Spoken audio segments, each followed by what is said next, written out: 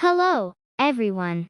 Today, I'm going to compare two unique dining cultures you can experience in Korea: Korean style Japanese restaurants and Korean sashimi restaurants. Both offer fresh seafood, but the structure and atmosphere are quite different. Let's start with Korean style Japanese restaurants. The course structure here differs a bit from traditional Japanese restaurants. Typically, the meal begins with a salad as an appetizer, followed by a porridge dish. This is a distinctly Korean touch that you don't usually find in Japan. After that, a sashimi platter is served, often with an additional seafood dish or two beforehand. The sashimi platter usually includes a variety of fish, like tuna, salmon, and flatfish. Then, you'll get a grilled or steamed seafood dish. An interesting part here is the tempura. While you might expect crispy tempura like in Japan, Korean-style Japanese restaurants often serve a less crispy version of fried dishes.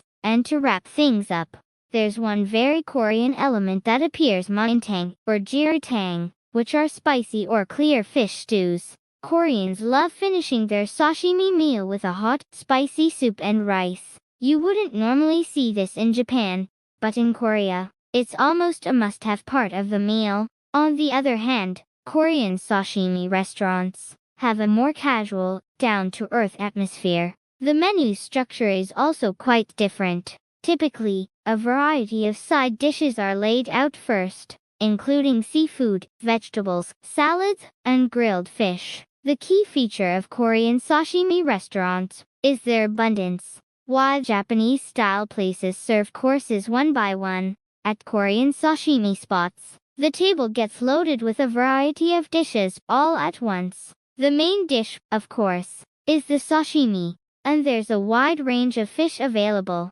Popular options include local species like wild flatfish, sea bream, and rockfish, often sourced directly from the coast for maximum freshness. So when you compare Korean-style Japanese restaurants and Korean sashimi restaurants, you'll notice that the former offers a more refined, course-based dining experience, while the latter provides a hearty, communal dining feel. Which one suits your taste better?